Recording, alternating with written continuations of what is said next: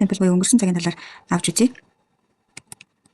За өнгөрсөн цаг буюу өнгөрсөнд болоод өнгөрчихсөн үйл явдлын талаар илэрхийлэхдээ бид нар үйл үгийн ихэвчлэн ED төгсгөл авдаг. За зарим тохиолдолд үйл үг маань irregular verb буюу дөрвөн бус хуурдаг үйл үг гэж байдаг. За жишээ нь бүгд дөрвийн хувирлаар хуурж байгаа буюу irregular verb-уудын жишээ авч үзье. I work in a travel agency now. Before that I worked in a department store. За энэ дэр би одоо аялын агентлагт ажиллагаа гэж тийм ээ, аялын агентлагт ажилладаг.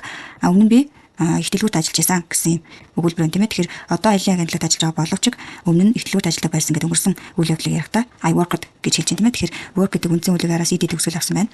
За дараагийн жишээн дээр they invited us to their party but we decided not to go гэж. За тэгэхээр they invited биднийг урьсан гэж тийм ээ. Invited үгний ардлаар ED төгсгөл авсан байна тийм ээ. За тэгэхээр энэ дэр тэд үдшилтэд биднийг урьсан. Гэтэ бид явахгүй гэж шийдсэн гэж. Тэгэхээр энэ дэр decide гэдэг үгний ардлаар бас ED төгсгөл авсан байна тийм ээ. За энэ өнгөрсөн цаг дээр хурж байгаа юм байна тийм ээ. За дараагийн жишээ the police stopped me on my way home last night. За цагта өнгөрсөн шөнө гэртээ харих зам цагтаа зогсоосон гэж тийм ээ. Тэгэхээр намайг өнгөрсөн шөнө гэрлүүгээ явах зам цагтаа зогсоосон гэж тийм ээ. Тэгэхээр энэ дээр болохоор stopped гэдээ бас өнгөрсөн цаг дээр хурсан байна. Дараагийн жишээ Laura passed her exam because her studied very hard гэж. За энэ дээр бол Laura шалгалтандаа ингээд тэнцсэн, шалгалтаа ингээд сайн өгсөн. Яг тэгэхээр тэр маш сайн хичээлсэн гэсэн юм гэсэн дээр. За Монголын дандаа сан гэсэн ийм төгсгөлүүдэд болохоор өнгөрсөн цагийг ашигладаг тийм ээ.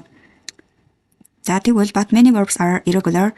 The past simple doesn't end in ed. For example, write, wrote, see, saw, go, went, shut гэх мэтчлэн. За энэ дээр болохоор зарим үйл өгнүүд irregular verb буюу дөрвөн бус хуурдаг үйл өгнүүд байдаг. Эдгээр үйл өгнүүдийн ардлаар ed төгсгөл авахгүй. Дөрвийн бус хуурдлуудын цээжлэх шаардлагатай гэсэн үг. За жишээ авъя. Mozart wrote more than 600 pieces of music. За энэ дээр болохоор Mozart болохоор 600 гаруй юм хөгжмийн зохиолыг бичсэн гэж байна тийм ээ. Тэгэхээр энэ дээр болохоор wrote гэж бичгүй wrote гэж бичсэн байна тийм ээ. За дараагийн жишээ we saw Lies in town a few days ago гэж байна. За тэгэхээр хэдэн өдрийн өмнө би Lies-ийг болохоор бид нэг хотын дотор харсан гэж байна тийм ээ. Тэгэхээр энэ дээр болохоор see гэдэг үг нь saw болж урж байгаа гэсэн үг байна.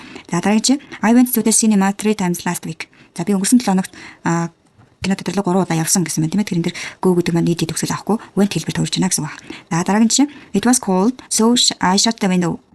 За хүүтэн байсан учраас би цонхоо хаасан гэж байна тийм ээ. За тэгэхээр энэ дээр shut гэдэг үг маань болохоор дөрвөн бус хувирлын хэлбэр дээр мөн адил shut гэдэг хэлбэр хурж байна гэсэн үг байна.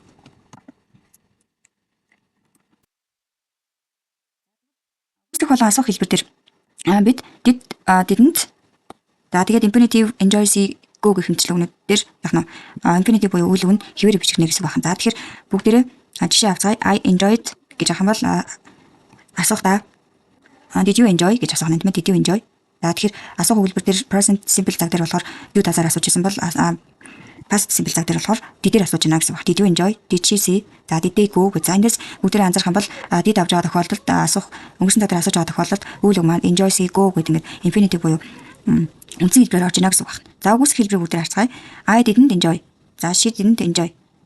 They didn't enjoy гэдэг. За энэ дэр мөн адил хий шийд байхаас хамаарахгүйгээр didn't гэдэг хэлбэрийг авч үгүйсэх хэлбэр орж ирнэ. Үгүйсэх хэлбэрийн ардлалт үйл үг маань болохоор үндсэн хэлбэрээр орж ийнэ гэсэн үг. За жишээ өгүүлбэрүүд авч үзье. I enjoyed the party a lot. Did you enjoy it? За би үдшилийг маш их сонирхдаг. Одоо үдшилийг маш их сонирхдаг тийм. Чи сонирхдаг уу гэж сонирхсон уу гэж тийм ээ. Би тэр үдшилийг маш их сонирхсан, маш дуртай байсан. Чи дуртай байсан уу гэж тийм ээ. За дараагийн өгүүлбэр how many people did they invite to the wedding? За тэр хурманд хэдэн хүн өргөцсөн бэ гэж асуусан тийм ээ. Тэгэхээр энэ дэр өнгөрсөн цаг дээр бас үйл явдлын талаар асуухдаа did гэдэг одоо тослох үйлийг ашиглах нэ. За I didn't buy anything because I didn't have any money. За тэгэхээр энэ дэр I didn't үгүйсэх явж байна тийм ээ. I didn't buy anything.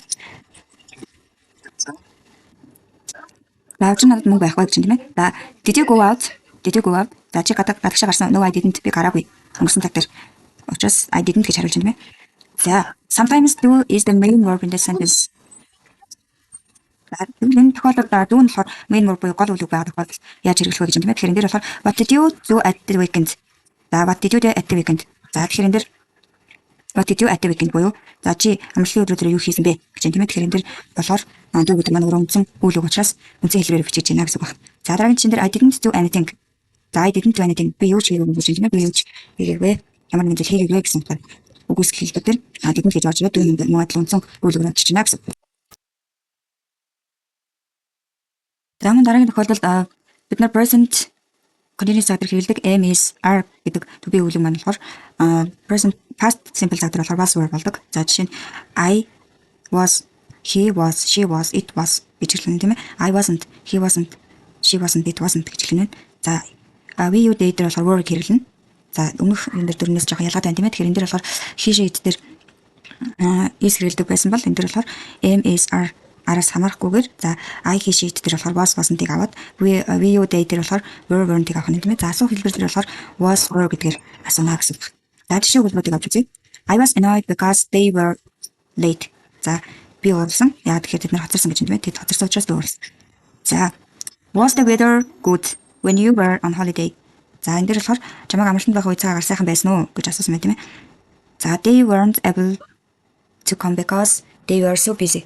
За энэ дээр тэд завгүй байсан учраас ирэх боломжгүй ирээгүй гэж юм тийм ээ. Ирэх боломжгүй байсан. За I wasn't hungry so I didn't eat anything. За би өсөг учраас юу ч идэггүй гэж юм тийм ээ. За did you go out last night or were you too tired? За энэ дээр болохоор хүмүүд л асуух өгүүлбэр байгаа учраас тэд дээр асууж юм тийм ээ. Тэгээд энэ дээр were you байгаа учраас were гэдэг гэсэн юм тийм ээ.